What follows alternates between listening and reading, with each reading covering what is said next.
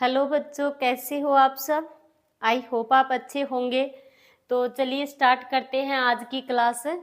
तो आज के इस वीडियो में हम पढ़ेंगे टेंथ क्लास का चैप्टर 5। उसका नाम क्या है? समांतर श्रेणियाँ। ठीक है, और अंग्रेजी में इसको बोलते हैं एरिथमेटिक प्रोग्रेशन। ठीक है, तो समांतर श्रेणियाँ क्या होती है? शॉर्ट में इसको क्या बोलते हैं? एपी। ठीक है, एपी यानी समांतर श्रेणी।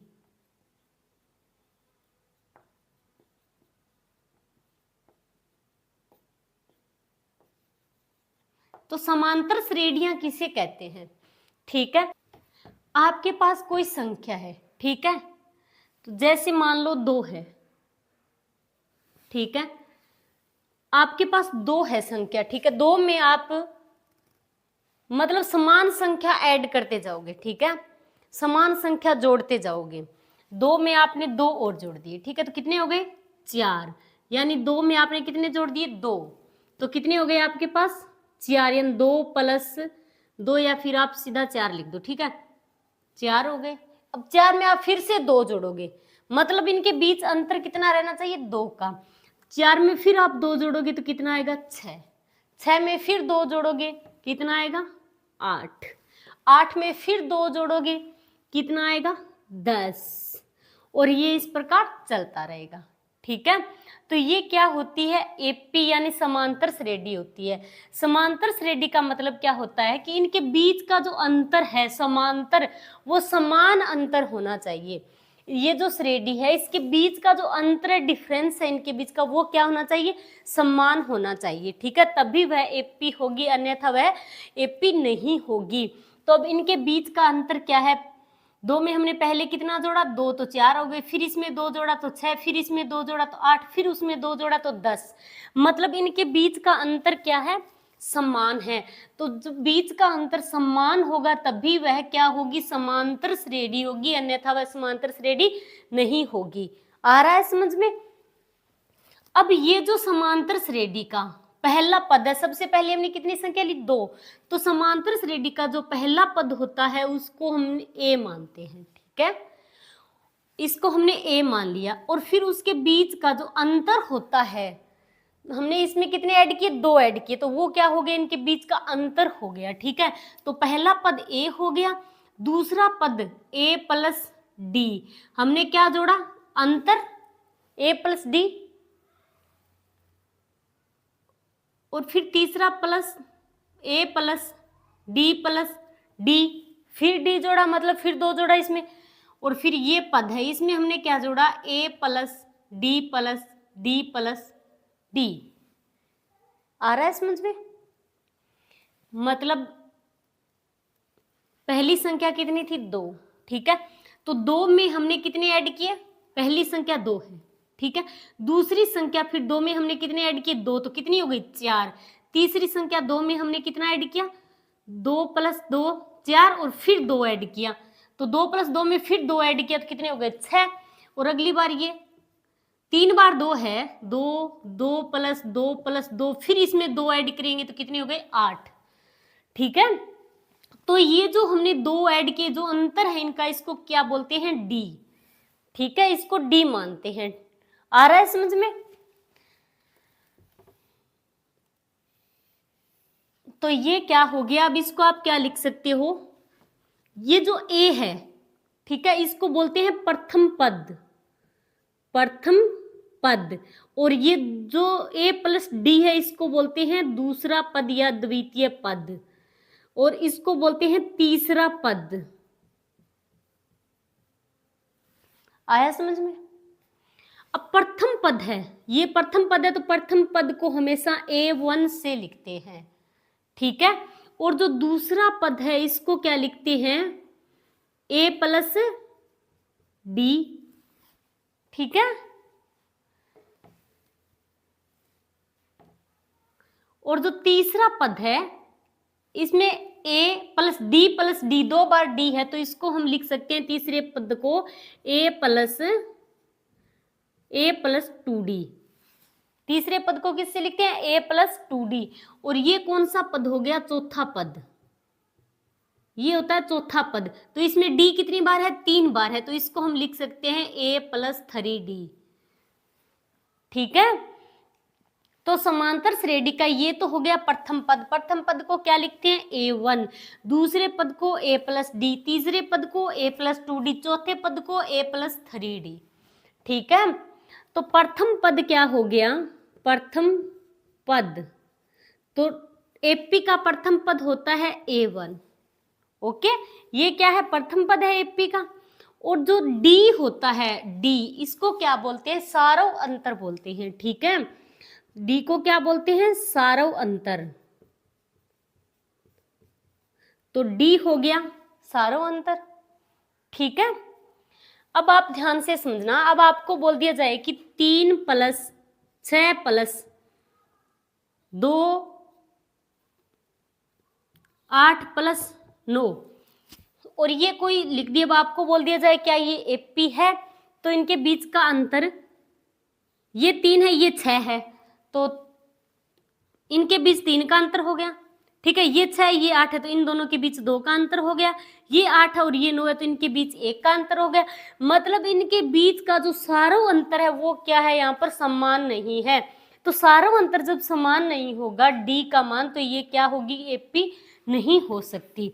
ठीक है, एपी कौन सी होती है? एपी वही होती है जिसमें जो बीच का अंतर यानी ये सारव अंतर जो डी है वो क्या होना चाहिए? बराबर होना चाहिए। ठीक है, अन्यथा वह एपी नहीं होती है। तो एपी की परिभाषा क्या होती है समांतर श्रेणी की? समांतर श्रेणी किसे कहते हैं? आप लोग परिभाषा नोट कर लेना साथ साथ। तो समांतर श्रेणी, समांतर श्रेणी संख्याओं की ऐसी सूची होती है,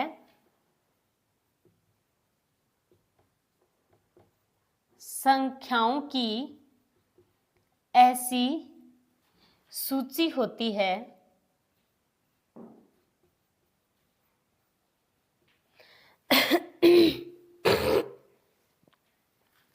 जिसमें प्रत्येक पद समांतर श्रेणी क्या होती है? संख्याओं की ऐसी सूची होती है जिसमें प्रत्येक पद अपने पद में एक निश्चित संख्या जोड़ने से प्राप्त होती है। ठीक है,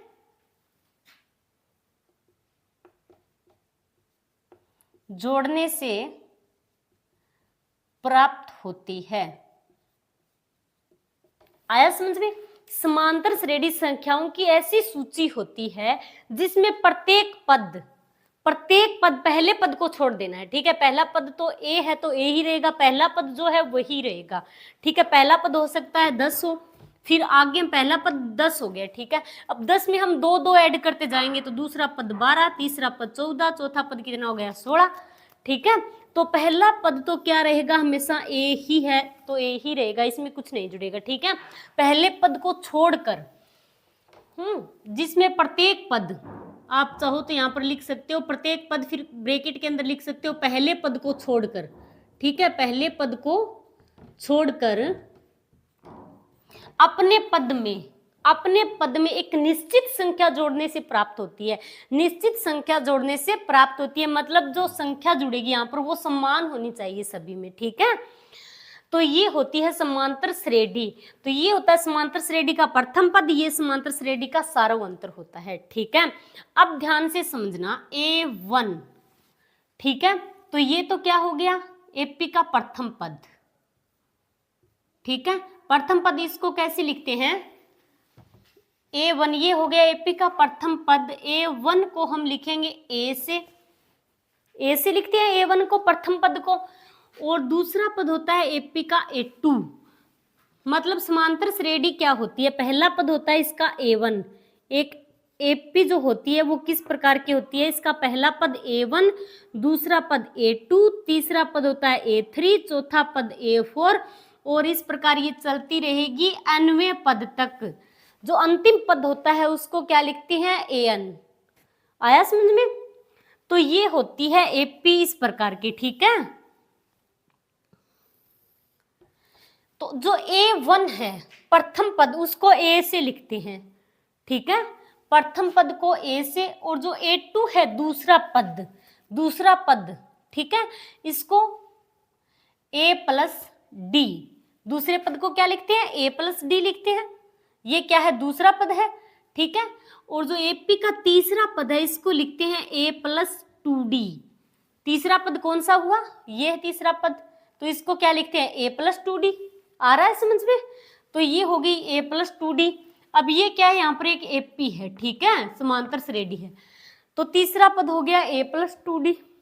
और ये इस प्रकार चलता है। अब आप लोगों को बोल दिया जाए, मैंने लिख दिया A15, ठीक है, तो A15 मतलब A के 15वें पद, समांतर श्रेणी के 15वें पद को हम कैसे लिखेंगे? पहले पद को A, दूसरे को A प्लस डी, तीसरे को A प्लस 2D लिख दिया, तो 15वें पद को हम क्या लिखेंगे? आप लोगों को ध्यान से देखना कि जो प्रथम पद है यहाँ पर A1 है, तो यहाँ पर A है, ठीक है, यहाँ पर A2 है, तो यहाँ पर क्या है? A है खाली, ठीक है, A प्लस डी। यहाँ पर A3 है, तो यहाँ पर 2D है, मतलब A1 तो A हो गया, A2 है, यहाँ पर क्या है? D है। जो तीसरा A3 है, यहाँ पर क्या है? 2D है, मतलब D क्या है? एक कम है A से। A3 है तो यहाँ पर 2D, A2 है तो यहाँ पर खाली D है, तो A15 क्या होगा? A प्लस 14D होगा। ये क्या होगा? इससे कम होगा A से, ठीक है, तो ये A प्लस 14D होगा। और यहां तक चलेगा ये A अन, मतलब अनवें पद तक। तो A अन को हम क्या लिखेंगे? A अन को हम क्या लिखेंगे? A प्लस, अब ये अन है तो D क्या होगा? N से एक कम होगा, इससे कम होगा, तो A plus N minus 1D, ये हो गया। आई समझ में? तो इसको क्या बोलते हैं? ए अन को अनवा पद बोलते हैं, ठीक है, एनवा पद। एपी का एनवा पद जो होता है उसको क्या बोलते हैं? एन बोलते हैं, ठीक है। तो एपी क्या होती है, आया आप लोगों के समझ में? ठीक है, चलिए तो डिटेल से पढ़ेंगे अब हम इस चैप्टर का बेसिक। तो समांतर श्रेणी किसे कहते हैं वो तो आप लोग समझ गए होंगे कि समांतर श्रेणी कौन सी होती है, कि संख्याओं की एक ऐसी सूची होती है जिसमें प्रत्येक पद एक निश्चित संख्या जोड़ने से प्राप्त होता है, ठीक है, प्राप्त होती है। अब एपी, समांतर श्रेणी को शॉर्ट में क्या कहते हैं? एपी, ठीक है। तो एपी किस प्रकार की होती है? A1, A2, A3, A4 और ये डॉट डॉट डॉट चलती रहेगी An तक, ठीक है। अब जो एपी का ये प्रथम पद है, ये जो A1 है इसको क्या बोलते हैं? प्रथम पद, ठीक है। तो ये प्रथम पद हमें कैसे मिलता है? जैसे कोई संख्या ले ली हमने, अभी मैंने बताया आपको 2, 4, 6, मतलब उसमें 2 ऐड करते गए हम, ठीक है। वैसे हमने मान लो A ले लिया, पहली संख्या ले ली हमने A, ठीक है, तो पहली संख्या हमने A ले ली, तो ये क्या हो गया? एपी का प्रथम पद हो गया, ठीक है। और पहली तो A हो गई, अब उसमें हम कोई निश्चित संख्या जोड़ते जाएंगे, समान संख्या सभी में, तो वो मान ली हमने D, ठीक है। तो पहला पद तो हमें A मान लिया हमने पहला पद, अब दूसरा पद हमने D मान लिया, उसमें D हम ऐड करते जाएंगे दूसरे में, ठीक है। तो दूसरे में हमने क्या ऐड किया? A प्लस डी, आ रहा है समझ में? तीसरा पद A प्लस डी किया तो उसमें 2 बार A प्लस डी में फिर D ऐड करेंगे, ये क्या हो गया? A प्लस डी है। अब A प्लस डी में फिर से D ऐड करेंगे, मतलब समान संख्या हमें, समान अंतर हमें यहाँ पर जोड़ना है, ठीक है। तो पहले में हमने D जोड़ा, तो दूसरे में हमने पहला ये क्या था? A प्लस डी, अब A plus D 2 bar D जोड़ देंगे, ठीक है। अब इस पद में हम क्या करेंगे? ये 2 बार D है, A प्लस डी, तो फिर से D जोड़ देंगे हम, आया समझ में? तो ये तो क्या हो गया? A, ए हो गया, और ये हो गया ए प्लस डी, और ये क्या हो गया ए प्लस डी, 2 बार डी है तो इसको हम लिखेंगे ए प्लस 2d, और इसको हम क्या लिखेंगे 3 बार डी है तो इसको हम लिखेंगे ए प्लस 3d। आ रहा है समझ में? और इस प्रकार ये अन्वय पद तक चलेगा। तो अन्वा पद क्या होगा, ये जो पहले हम लिखेंगे इसके महत्वपूर्ण बिंदु, ठीक है, एपी के महत्वपूर्ण बिंदु, ठीक है।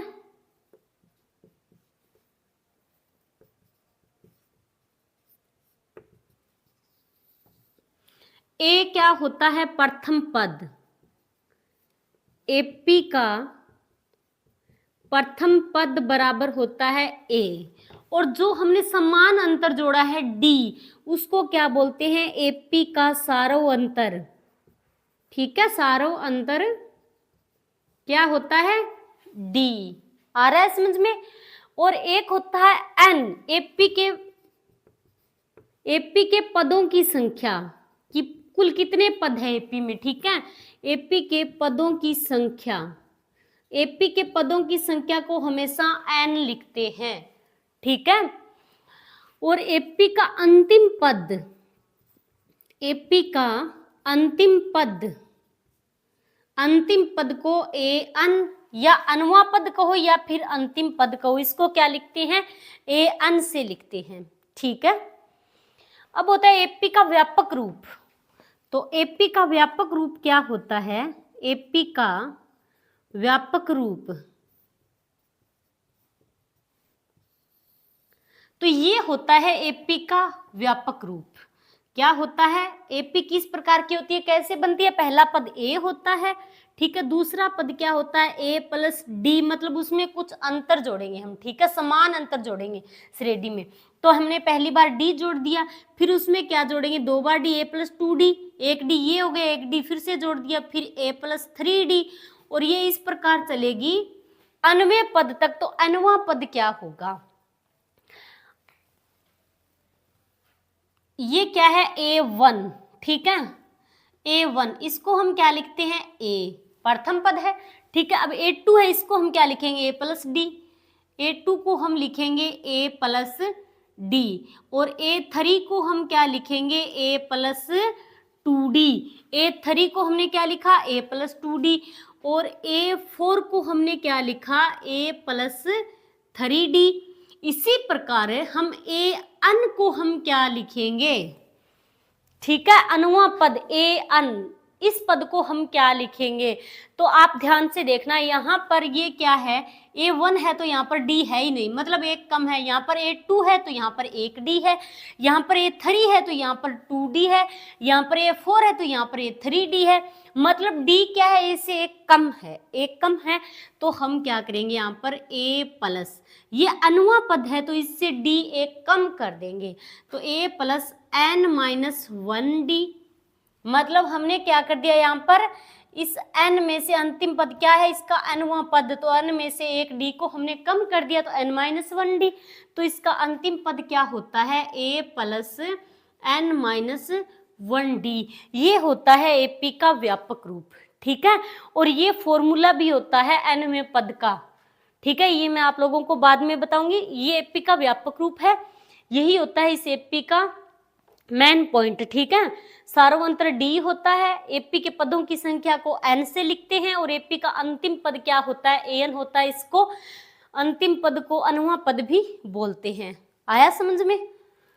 और अब यदि हमें सार्वंतर ज्ञात करना हो डी, ये डी ज्ञात करना हो तो डी हम कैसे ज्ञात करेंगे, तो डी ज्ञात करने के लिए हम क्या करेंगे, जो इसका दूसरा पद है दूसरे पद में से पहला पद घटाएंगे तो इनके बीच का अंतर निकल जाएगा, ठीक है। तो d ज्ञात करना हो तो d ज्ञात करने के लिए हम क्या करेंगे a2 माइनस a1, मतलब a2 में से a1 घटाएंगे तो हमें d मिल जाएगा, ठीक है। मतलब अगले पद से पिछला पद घटाना है, a3 में से a2 घटाएंगे, a3 में से a2 घटाएंगे, और a4 में से a3 घटाएंगे, ठीक है, तो हमें d मिल जाएगा।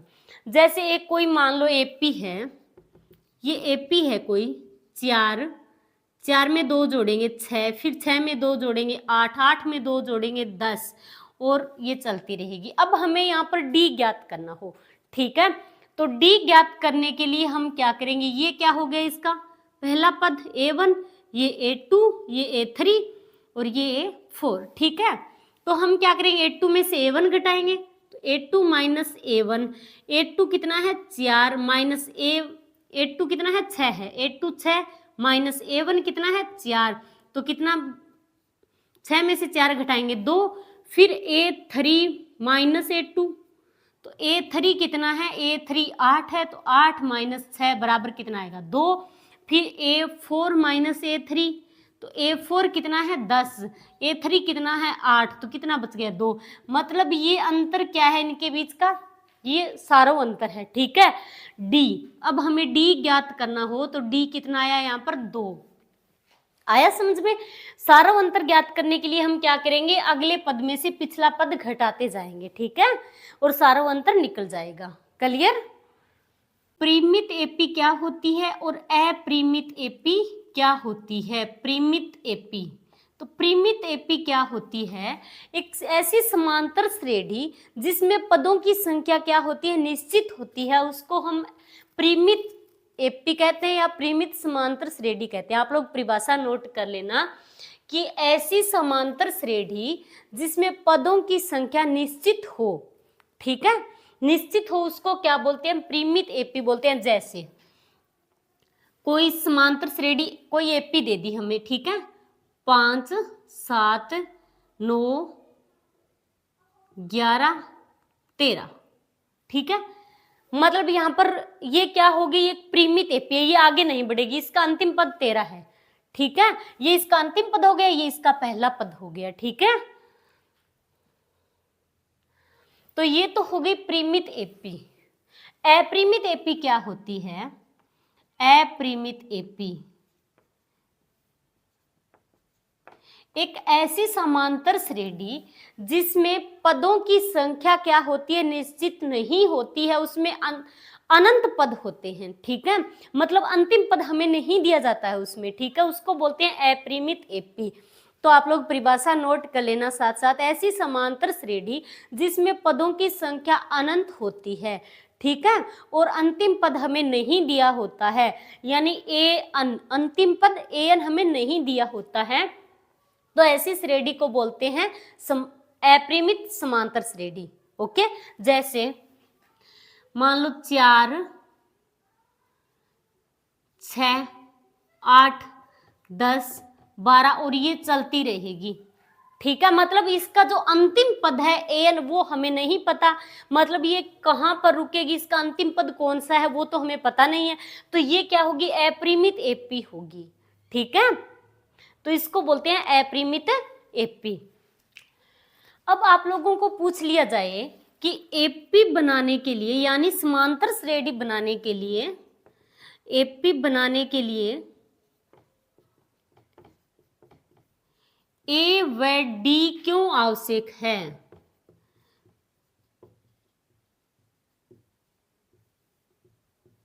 एपी बनाने के लिए ए व डी क्यों आवश्यक है। ए क्या होता है, एपी का प्रथम पद होता है, पहला पद जहां से एपी बनाना हम स्टार्ट करते हैं, ओके, और डी क्या होता है, डी सारा अंतर होता है, जिनके बीच का अंतर, ठीक है, श्रेणी के बीच का जो अंतर होता है वो क्या होता है, डी होता है।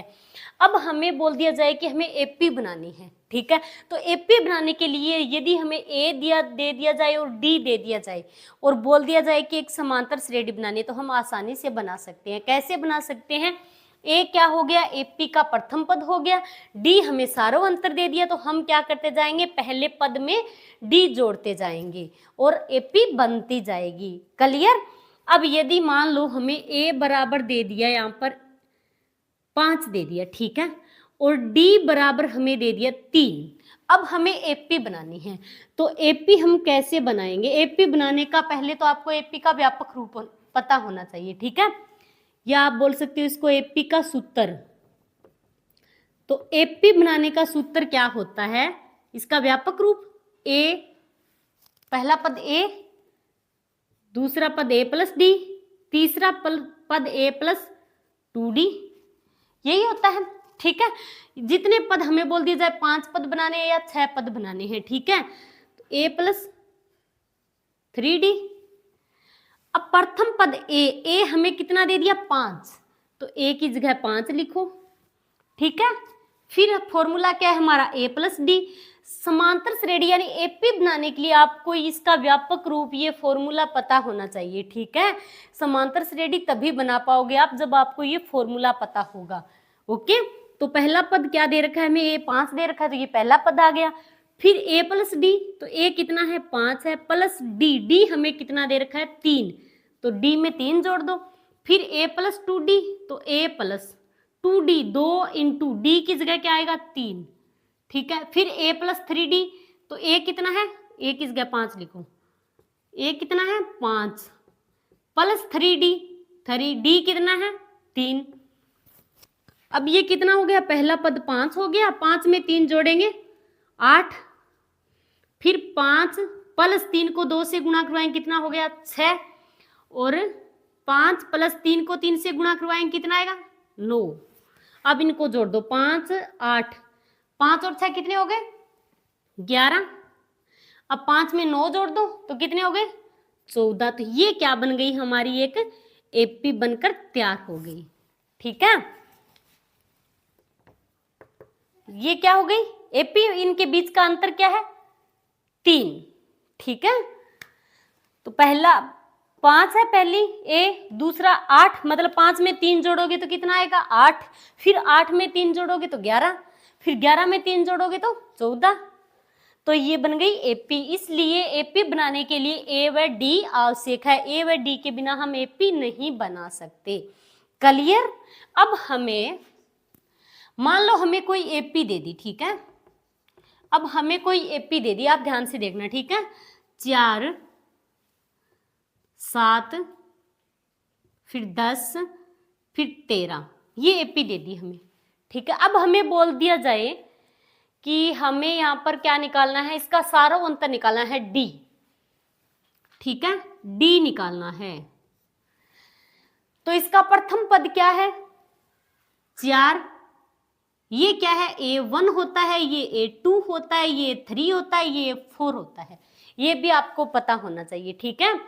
तो D निकालने के लिए हम क्या करेंगे, दूसरे पद में से पहले पद को घटाएंगे। तो फॉर्मूला क्या होगा D निकालने के लिए, A2 माइनस A1 बराबर, A2 कितना है 7 माइनस A1 कितना है 4, तो 7 में से 4 घटाएंगे तो कितना बचेगा 3, फिर A3 माइनस A2, तो A3 कितना है 10 है, A2 कितना है 7 है, तो 10 में से 7 घटाएंगे कितना बचेगा 3, फिर A4 माइनस A3, ठीक है। A4 कितना है 13 माइनस A3, 3 कितना है 10, तो 13 में से 10 घटाएंगे कितना बचेगा 3, तो ये 3 क्या हो गया D बराबर 3। तो इस प्रकार यदि हमें एपी दी गई हो और हमें सारा अंतर निकालना हो तो आसानी से हम निकाल सकते हैं, ठीक है। अगले पद में से पिछला पद हमें घटाना है, ओके, ठीक है। तो ये डी हो गया और हमें पूछ लिया एपी दे दी जाए और डी और ए भी पूछ लिया जाए, ठीक है। तो ए क्या होगा प्रथम पद होगा, तो ए बराबर आप लोग लिख दोगे 4, तो ये क्या हो गया इसका प्रथम पद हो गया, डी इसका सारा अंतर हो गया। क्लियर। बट एक बात आप लोग याद रखना, यदि इनके बीच का अंतर समान नहीं आ रहा है तो वो एक एपी नहीं हो सकती कभी भी, ठीक है। एपी होने के लिए इनके बीच का जो सारा अंतर है ये डी, ये समान होना चाहिए। क्लियर। अब हम पढ़ेंगे एपी का अनुआ पद। अनुआ पद, तो एपी का अनुआ पद क्या होता है ध्यान से समझना, ठीक है। मान लो कि ये कोई एपी है, ठीक है, A1 A2 A3 A4 और ये चलेगी AN तक। अनुआ पद मतलब AN क्या होता है, अनुआ पद होता है। तो हमें इसका फॉर्मूला ज्ञात करना है AN का। तो A1 को हम क्या लिखते हैं, प्रथम पद। A1 क्या होता है, एपी का प्रथम पद होता है, उसको हम लिखते हैं A, यही लिखते हैं। A2 क्या होता है, दूसरा पद या द्वितीय पद बोलो आप इसको, ठीक है, दूसरा पद। दूसरा पद क्या होता है एपी का, A2 होता है और इसको हम क्या लिखते हैं, ए प्लस डी लिखते हैं, यही लिखते हैं दूसरे पद को। अब इनका व्यापक रूप क्या होता है, ए प्लस डी, ए प्लस 2d, ए प्लस 3d, यही होता है इसका व्यापक रूप। और अन तक चलता है। अनुआ पद क्या होता है, n से d एक कम होगा, तो a plus n minus 1d। ठीक है, तो a प्लस डी हो गया दूसरा पद। और तीसरा पद क्या हो गया, तीसरा पद बराबर a प्लस 2d, यही होगा। और इस प्रकार चलेगा ये अनुआ पद। अब अनुआ पद हमें ज्ञात करना हो तो अनुआ पद क्या होगा, मैंने आपको पहले भी पीछे भी बता दिया है इसके बेसिक में कि अनुआ पद क्या होता है, ए हमेशा डी से क्या होता है, एक डी ए से एक कम होता है। ठीक है, तो अनुआ पद हम ज्ञात करेंगे। तीसरा पद है तो 2d आएगा, दूसरा पद है तो a प्लस 1d आएगा, मतलब d एक कम आएगा a से। ठीक है, तो अनुआ पद है तो a plus n minus 1d आएगा। ठीक है, तो an का फॉर्मूला, अनुआ पद ए अन, अनवे पद को क्या लिखते हैं, ए अन, तो इसका फॉर्मूला क्या हो गया, a plus n minus 1d। इसको आपको रटने की कोई जरूरत नहीं है। ठीक है, आप लोग ऐसे समझ सकते हो। तो ये हो गया अनुआ पद ज्ञात करने का फॉर्मूला। क्लियर। अब यहाँ पर ए अन जो है इसको हम क्या लिखेंगे, ए अन क्या होता है, अनुआ पद या फिर अंतिम पद। ठीक है, आया समझ में, ए एन क्या होता है यहाँ पर, अनुआ पद या अंतिम पद होता है। उसके बाद है ए क्या होता है, प्रथम पद होता है श्रेणी का। ठीक है, एन क्या होता है, एन होता है पदों की संख्या, श्रेणी में पदों की संख्या कितनी है। ठीक है, जितनी पदों की संख्या दी होती है उसको एन लिखते हैं, एन बोलते हैं। ठीक है, डी क्या होता है, सारों अंतर होता है, ये आपको पता होना चाहिए। ठीक है, मोस्ट इंपॉर्टेंट है, ये आपको पता होना चाहिए। ए एन क्या होता है, ए क्या होता है, एन क्या होता है, डी क्या होता है। क्लियर। अब यदि एपी के प्रथम एन पदों का योग ज्ञात करना हो, ठीक है, एपी के प्रथम एन पदों का योग ज्ञात करना हो, ठीक है, योग ज्ञात करना हो तो उसके लिए फॉर्मूला पढ़ेंगे हम। ठीक है, तो उसके लिए फॉर्मूला क्या होता है, यदि एपी के प्रथम एन पदों का हमें योग ज्ञात करना हो तो उसके लिए फॉर्मूला होता है, उसको योग ज्ञात करना हो तो उसके लिए फॉर्मूला क्या होगा, एस बराबर एन बटे 2 2a plus N minus 1d, ये होता है फॉर्मूला योग ज्ञात करने का। ठीक है, प्रथम एन पदों का योग ज्ञात करना हो तो उसके लिए फॉर्मूला होता है एस बराबर एन बटे 2 2a plus N minus 1d। Okay, को हम ये फॉर्मूला आप लोग पहले तो याद कर लेना। ठीक है, अब इस फॉर्मूले को हम क्या लिख सकते हैं, एस बराबर एन बटे 2। ठीक है, 2a है तो 2a को हम क्या लिख सकते हैं, a प्लस ए लिख सकते हैं, a प्लस ए फिर प्लस एन माइनस 1d। कोई प्रॉब्लम किसी को, लिख सकते हैं a प्लस ए। ठीक है, अब आप ध्यान से देखना कि जो ए अन है ये क्या है, a plus N minus 1d, और ये इतना फॉर्मूला क्या है, a plus N minus 1d। तो मतलब ये जो फॉर्मूला है a plus N minus 1d, इतने की जगह हम क्या लिख सकते हैं, ए एन लिख सकते हैं। ये ए एन के बराबर है, इतना लिख सकते हैं, तो आप लोग कंफ्यूज मत हो जाना। ठीक है, तो s बराबर एन बटे 2, एक ए बचा है यहाँ पर, एक ही ए बचा है, ए प्लस, इस पूरे को हम क्या लिख सकते हैं, ए अन लिख सकते हैं। क्लियर, आ रहा है समझ में।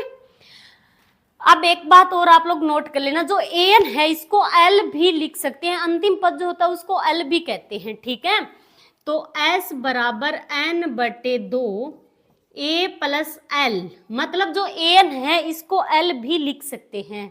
ठीक है, तो ये है फॉर्मूला। ठीक है, इस फॉर्मूले को शॉर्ट में ये लिख दिया। ठीक है, और इसको जो ए एन है इसको एल भी लिखते हैं, अंतिम पद। ठीक है, यहां ए अन अंतिम पद, यहां ए एन अंतिम पद एल है। ठीक है, तो अंतिम पद एल भी होता है। क्लियर। एपी में 3 पद दिए गए हो, ठीक है, यदि एपी में 3 पद ए बी सी हो, ठीक है, तो हमें समांतर माध्य ज्ञात करना हो, ठीक है, तो समांतर माध्य ज्ञात करना हो, ठीक है। यदि एपी में 3 पद ए बी सी हो तो समांतर माध्य ज्ञात करना हो तो उसके लिए फॉर्मूला क्या होता है, बी बराबर ए प्लस सी बटे 2, ये होता है समांतर माध्य ज्ञात करने का फॉर्मूला, ठीक है। आप लोग इस चैप्टर का जो बेसिक है वो अच्छे से याद कर लेना, ठीक है, बहुत ही आसान सा चैप्टर है। तो आज के लिए इतना ही, थैंक्स।